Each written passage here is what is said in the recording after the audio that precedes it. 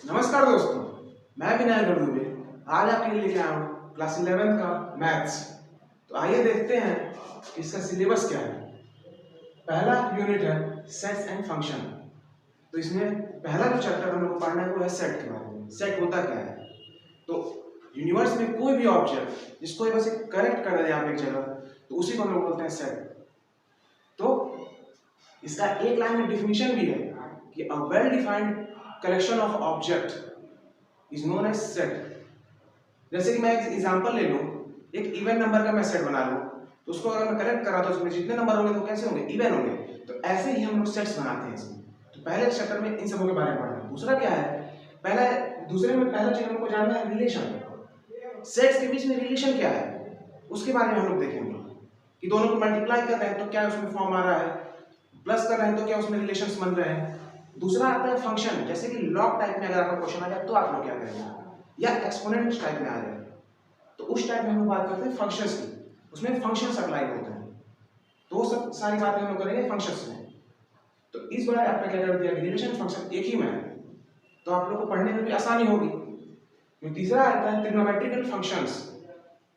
Class 10th में आप लोग अधिकतर ट्रिग्नोमेट्री पढ़ चुके हैं, इसमें कुछ ज्यादा है नहीं। 12th में वही चीज है, क्योंकि 11th में ही ट्रिग्नोमेट्री का लास्ट है, 12th में ट्रिग्नोमेट्री नहीं है। 11th में ही आपको देखना है ट्रिग्नोमेट्री, थोड़ा सा मॉडिफाइड होगा क्योंकि लास्ट है। सिंपल वही फॉर्मूले होंगे, कॉम्प्लीमेंट्री एंगल 360 डिग्री तक होगा, आइडेंटिटीज भी वही होंगी, हाइट एंड डिस्टेंस होगा, सिंपल वही सब चीजें हैं।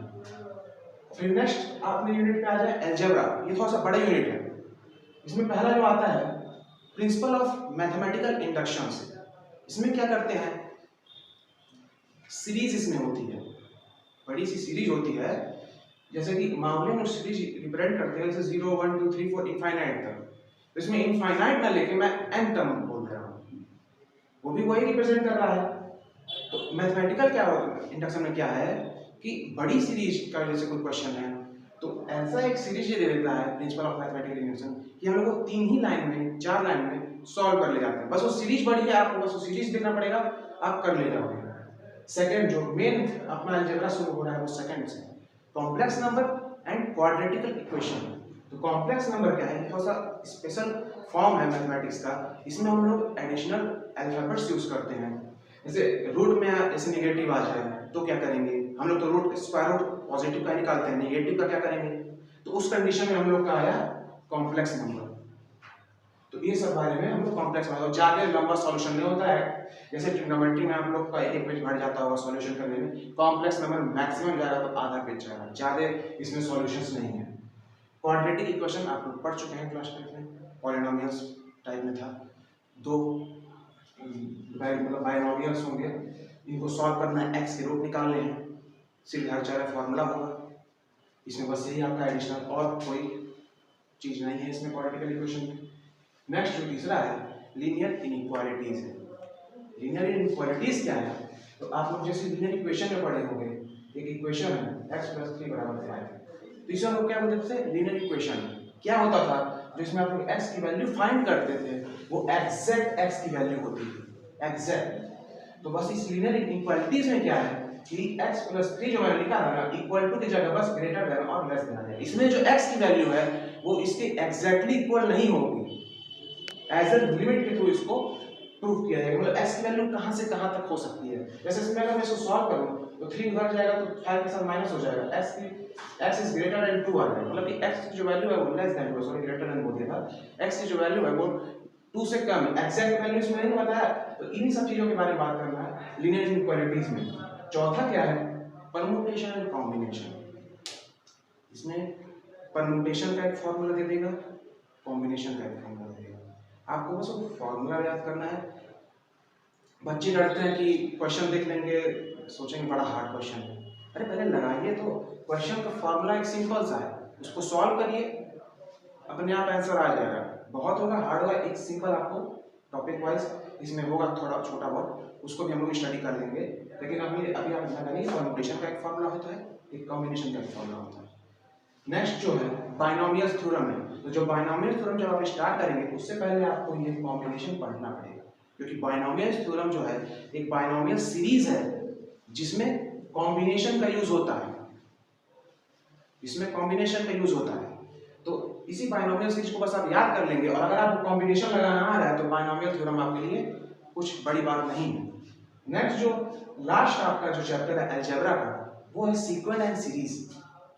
सीक्वेंट एंड सीरीज में 10th में आप पढ़े थे अर्थमेटिकल प्रोग्रेशन, तो ऐसा नहीं है कि इसमें कुछ बदल गया होगा, इसमें भी सिमिलर अर्थमेटिकल प्रोग्रेशन वैसे ही, बस एक नई चीज आ रही है ज्योमेट्रिकल प्रोग्रेशन। वैसे ही है अर्थमेटिकल प्रोग्रेशन, जैसे इसकी भी एक सीरीज होती है, इसका भी SN वाला फॉर्मूला होगा, सम ऑफ ऑल नंबर, और जो अर्थमेटिकल में था बस उससे थोड़ा सा डिफरेंट होगा, ज़्यादा नहीं है इसमें। फिर अगला जो है कोऑर्डिनेट ज्योमेट्री, आपका तीसरा यूनिट, इसमें पहला चैप्टर आप पढ़ेंगे स्ट्रेट लाइन के बारे में। स्ट्रेट लाइन में आप जैसे स्लोप के बारे में एक स्ट्रेट लाइन बना ली जाती थी, उसमें आप लोग पॉइंट का डिसाइड करते थे कि उसका इक्वेशन क्या है, मिड पॉइंट निकालना जानते थे, यही सब है स्ट्रेट लाइन में, क्योंकि और सब पहले का भी देना चाहिए ना। दूसरा जो चैप्टर है कोनिक सेक्शन, ये आप लोग के लिए नया है, इसमें आपके 4 शेप्स आएंगे। जैसे 10th में आप लोग पढ़े थे square, rectangle, triangle, surface area, volume निकालना, ये सब, इसमें भी सिमिलर वैसे ही फॉर्मूलाज वगैरह हैं, बस चार नहीं 3 डिफरेंट शेप्स हैं, एक सर्कल है, 3 डिफरेंट जो शेप्स हैं, एलिप्स, हाइपरबोला एंड पैराबोला, उन सबों के बारे में, उन सबों का फॉर्मूलाज है। ज़्यादा बड़े बड़े फॉर्मूला भी नहीं है, मुश्किल से एक फ्रैक्शन के रूप में होंगे उसके फॉर्मूला, ज़्यादा बड़े बड़े नहीं है। फिर जो लास्ट है हम लोग का, जिस पे गौर करना है, इंट्रोडक्शन टू 3D। 12th में केवल 3D रहेगा कोऑर्डिनेट ज्योमेट्री में, इसलिए आपको ये पढ़ना जरूरी है कि पहले इंट्रोडक्शन टू 3D है क्या, तभी आप समझ पाएंगे कि 12th में 3D जो पढ़ रहे हैं वो है क्या। स्ट्रेट लाइन में जैसे आप पढ़े थे एक्स एंड वाई एक्सिस पे, तो ये 3D जो है 3 डायमेंशनल, इसमें एक्स वाई जेड एक्सिस आ जाएगा, तो उसके बारे में, उसमें बस एक जेड एक पैरामीटर है, उस फॉर्मूले में ऐड हो जाएगा, ज़्यादा कुछ नहीं, आपको ऐसे ही लगेगा। सेकंड लास्ट आपका यूनिट है, थर्ड लास्ट यूनिट है कैलकुलस। इसमें आपका जो एक चैप्टर है लिमिट एंड डेरिवेटिव्स है, इसमें कैलकुलस का आपका इस क्लास में इंट्रो है। अगले क्लास में ट्रिग्नोमेट्री नहीं लगेगा, लेकिन उसकी जगह कैलकुलस नहीं लेगी। लिमिट जो है, जैसे कि आप लोग सिंपल इंग्लिश में देखें तो लिमिट का क्या है कि कोई चीज की कितनी लिमिट होती है, यही चीज है कि किसकी कितनी लिमिट है।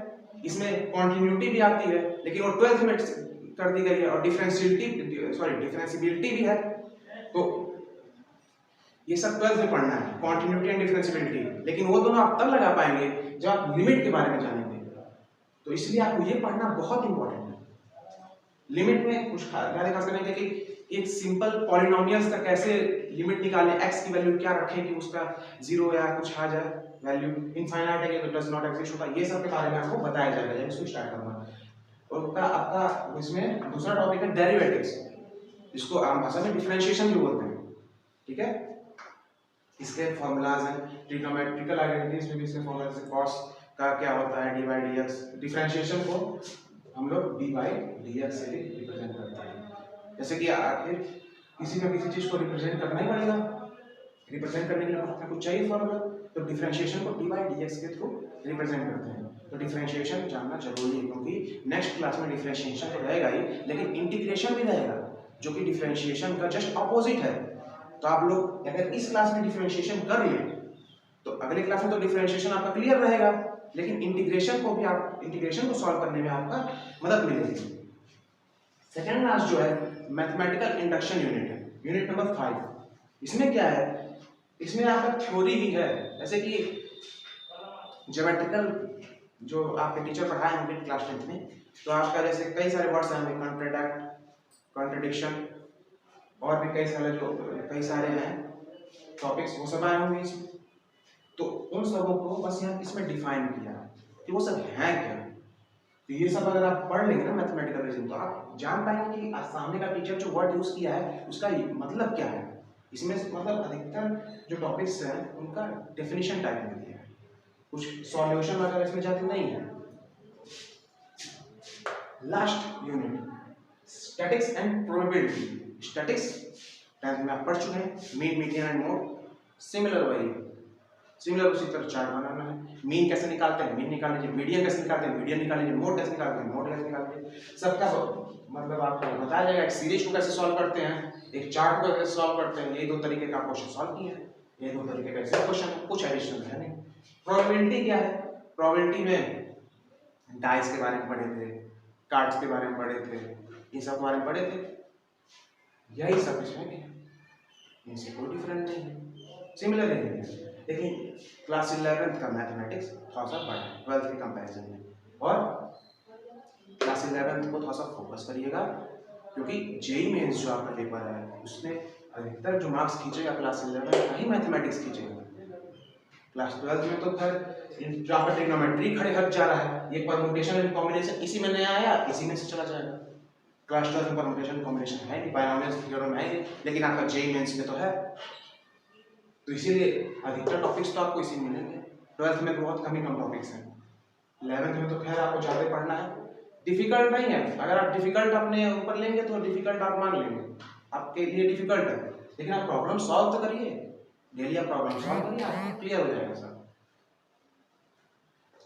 तो जेईई मेंस को अगर आपको देना है तो क्लास 11 को फोकस एकदम करिएगा, ठीक है। आई होप आपको वीडियो मेरा पसंद आएगा। Thanks for watching my video, मिलते हैं अगले क्लास में, नमस्कार।